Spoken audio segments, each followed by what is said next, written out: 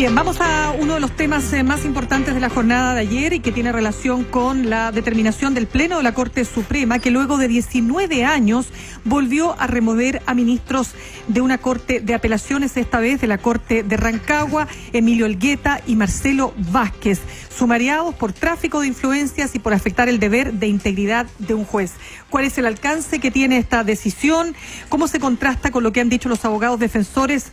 Como por ejemplo que aquí no hubo o no se aplicó el principio esencial de la justicia, que es el principio de la proporcionalidad. Lo dice por ejemplo el abogado defensor de Vázquez, Isidro Solís.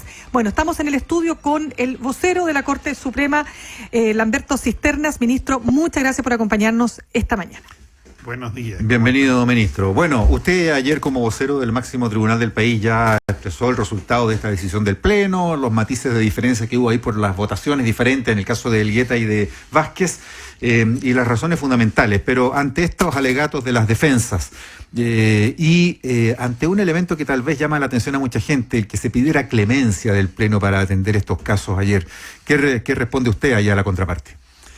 Mire, las alegaciones de los colegas son todas muy atinadas y pertinentes a su posición, no cabe la menor duda y por lo tanto muy respetables. Ahora, el tema es que la Corte Suprema tenía que decidir frente a infracciones graves. Cuando la señora Maggi hizo el listado de las infracciones, que es diferente de uno y otro de los ministros, señaló que cada una de estas infracciones era de suficiente gravedad como para aplicar la máxima sanción, que fueron los 4 meses de suspensión. Y lo propio puede decirse de la decisión que se tomó, ¿no es cierto?, de la remoción. Ahora era más de una infracción y lo que nosotros hicimos fue una visión o un análisis de conjunto y de contexto. De conjunto porque tiene que ver con todo esto que se investigó, más todo lo que estaba en la hoja de vida. El señor Vázquez tenía una infracción bien pretérita, ciertamente, pero que tenía más o menos como los mismos matices, podría decirse. Y eso también, ¿no es cierto?, hace el conjunto.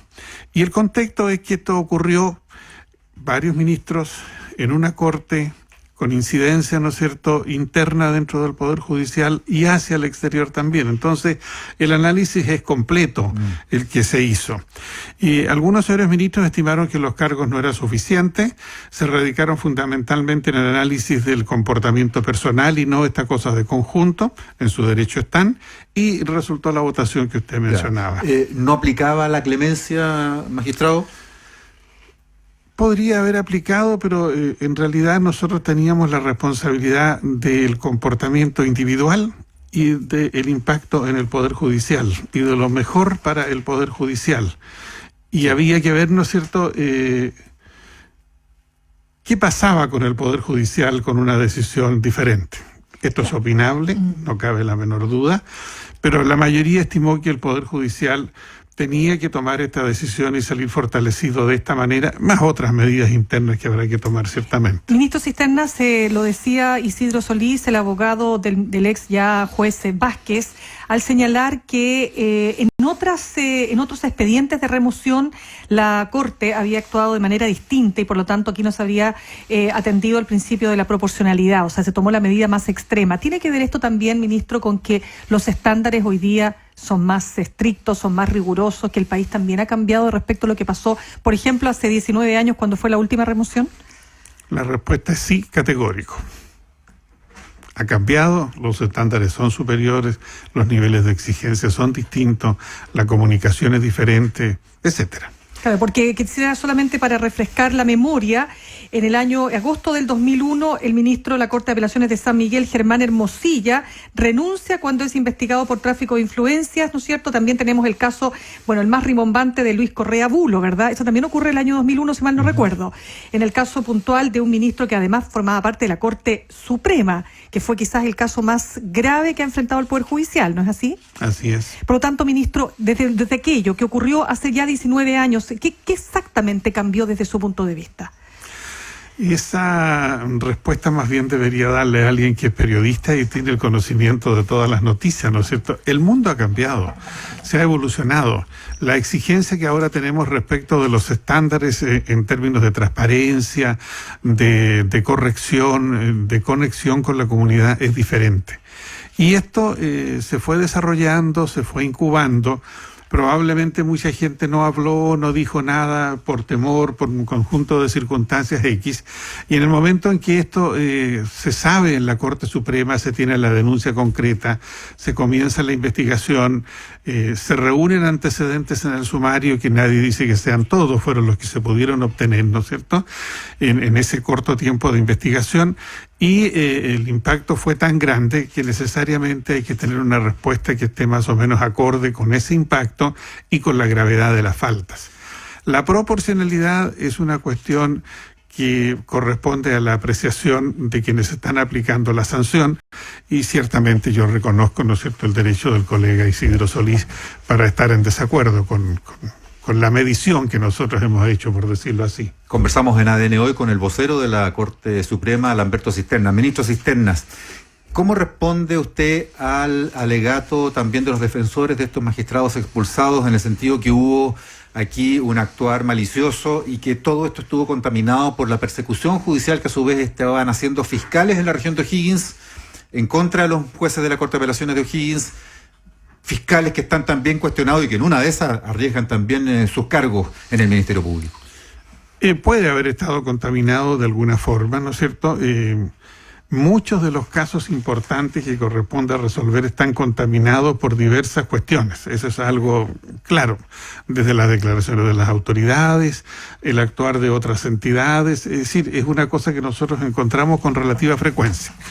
Ahora, se ha hecho cuestión, por ejemplo, de que este último anuncio del Ministerio Público de la próxima formalización del señor Vázquez podría habernos impactado, podría habernos influenciado. Influencia, yo digo no. Nadie mencionó esto para nada en la conversación del Pleno, ¿no es cierto? E impactado no, porque ya se había anunciado, ya se había dicho, era cuestión de que se hubiese hecho una semana antes o una semana después. Y nosotros tenemos mucha conciencia. La formalización es el anuncio del Ministerio Público de que está siguiendo una causa contra alguien. Pero de ahí a que eso prospere falta muchísimo. Entonces no podría impactarnos eso más allá de la prudente consideración del tema. Ya, pero la defensa, especialmente del magistrado Olgueta, a lo que apunta es a que hubo una investigación que estuvo en sí misma por el Ministerio Público contaminada, más allá de las consideraciones ambientales de que fueran a formalizar pronto algunos de los fiscales. No, ella apunta a que aquí lo que hubo una investigación que estuvo basada en actuaciones irregulares de los propios fiscales. Los antecedentes que entregó la señora Maggi como resultado de su sumario tienen que ver con actuaciones de los ministros Elgueta y Vázquez. Y es una investigación que llevó la fiscal de la Corte Suprema, ¿no? Sí, es una ministra de la Corte Suprema que, claro, interrogó a fiscales, interrogó a funcionarios, recibió testimonios, documentos, etcétera, y al final ella concluyó en la existencia de diversas infracciones que su punto de vista era administrativo y en consecuencia así lo hizo. Ya, administrativo. Entonces, en esa lógica, este alegato uno diría ya que lo presente la abogada defensora ante en la causa penal. Mire, si para uno no es extraño, esta explicación puede estar muchas veces en lo que cada una de las partes de un proceso puede plantear. Y probablemente dentro de un análisis global de realidad, alguna razón tienen estos análisis. Esto partió porque mi cuñada, ¿no es cierto? Yo sigo todo un argumento. Es una cadena. Pero el tema está en que cuando usted investiga tiene que ir a hechos. Y si logra establecer esos hechos, tiene que entonces relacionarnos con la norma que los acepta o los rechaza. Ministro Cisternas, a ver, yo quisiera preguntarle qué alcance tiene esto, porque naturalmente mucha gente se preguntará en este momento, ¿no? ¿Cuántos nuevos casos pueden haber? Y entendemos, y eso quisiera por favor confirmarlo con usted, que hay otra corte de apelaciones que también ha sido objeto de investigación, si no estoy equivocada, ministro, la de Puerto Montt. Es decir, quiero saber si existen otras investigaciones que puedan estar cursándose sobre posibles situaciones que se, digamos, contradigan con el ejercicio de un juez aquí en nuestro país hoy día, ¿no? Investigaciones como estas o similares a estas que yo recuerde, no. Otras investigaciones, sí, permanentemente tenemos investigaciones de alguna cuestión, ¿no es cierto?, que se le imputa a algún juez o algún funcionario, incluso algunos casos de acoso sexual, acoso laboral, eso lo tenemos. Es el porcentaje que en toda institución, particularmente si es grande, va a existir. Pero de una corte de apelaciones no, en este momento. De una corte de apelaciones y ministro de corte de apelaciones y de este tipo que yo recuerde, no. Casi diría no categóricamente, pero me pongo a salvo por mi memoria. Además, porque cualquier cosa puede estallar, una denuncia pasado mañana o en una hora más. Exacto. Magistrado Cisterna, ¿qué va a pasar en Rancagua o qué está pasando? Porque en el fondo, además hay que no olvidemos el suicidio del magistrado Marcelo Albornoz hace pocos meses, todo lo cual dejó sin jueces titulares por un tiempo al menos a la Corte de Apelaciones de Rancagua. Sí. Y hay quienes están preocupados por la administración de justicia allí en la zona, cuando además los fiscales de la zona también están siendo investigados. Mire, allí están los ministros titulares que se mantienen en su cargo. Hay suplentes que corresponden a quienes reemplazan a los colegas Vázquez y Elgueta. Y se están haciendo los trámites para proveer la vacante quedada después del suicidio del señor Albornoz. Y estas vacantes que van a quedar tienen que proveerse mediante el mecanismo del interinato y luego llamarse a concurso para proveerlas en forma titular. ¿Esto se asume que dificulta la administración de la justicia en la región? ¿Es de un tiempo corto? ¿Cuánto duran esos interinatos? Porque hay quienes se preocupan, bueno, ¿cómo se integran las salas? ¿Cómo se van resolviendo las causas? Los interinatos máximos pueden durar 4 meses. Entonces, la idea es que este sea un proceso que se lleve con más rapidez que los comunes. Esos procesos a veces duran hasta 1 año o más. Entonces, la idea es que esto se haga con mayor rapidez y probablemente el Ministerio de Justicia estará atento a resolver las ternas una vez que se le presenten para proveer estos cargos. Además, está en el pensamiento de la Corte Suprema hacer un apoyo muy importante a la Corte de Rancagua para que se consolide nuevamente, ¿no es cierto?, quizás la expresión no es muy feliz, pero en definitiva un apoyo para que puedan esos magistrados y los que correspondan a los tribunales de esa jurisdicción seguir desempeñando con todo el apoyo moral que significa que la Corte Suprema esté preocupada y todo el Poder Judicial de ellos. Ministro, el hecho de que el ex juez Marcelo Vázquez la decisión de removerlo no haya sido unánime, en contraste con lo que pasó con Emilio Elgueta, estamos hablando de 11 ministros que votaron por la remoción versus 6 en contra. ¿Eso diría usted que debilita un poco la decisión del máximo tribunal en el sentido de que quizás refuerza la posición también de la defensa en cuanto a que no estaba tan clara su participación en hechos tan graves como para expulsarlo del Poder Judicial? Mire, esto es como si nosotros dijéramos alguien robó 1.000 millones y el siguiente robó 100 millones. Esto lo pongo como ejemplo, ¿no es cierto?, para decirlo en sencillo.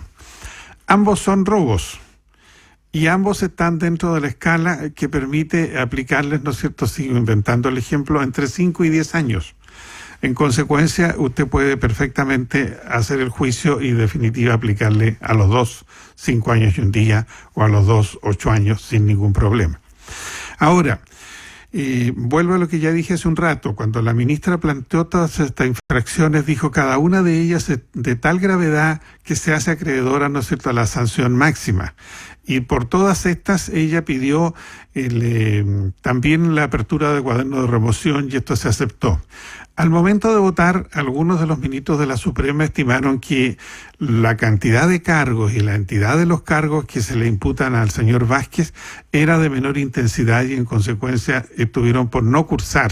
Como esa medida, la máxima sanción en el fondo. La máxima sanción sí se impuso, pero el cuaderno de remoción, ¿no es cierto?, claro, correcto, ese estuvieron por no hacerlo. Los otros no. Y aquí el tema está, ¿no es cierto?, en la valoración que cada uno de nosotros tiene del asunto. Por lo que a mí se refiere, yo dije muy claramente que para mí eran 2 los aspectos. 1, la actuación personal y 2, el impacto que esto había producido en el Poder Judicial y en la comunidad.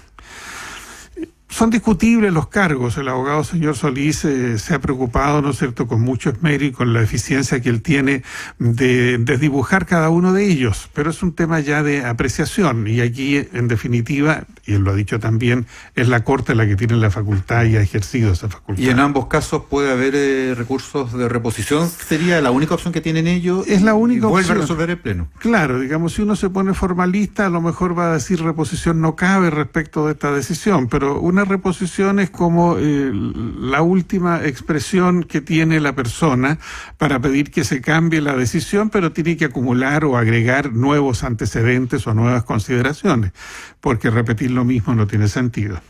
Magistrado Lamberto Cisternas, vocero de la Corte Suprema, muchas gracias por haber estado una vez. Muchas gracias a ustedes por la invitación.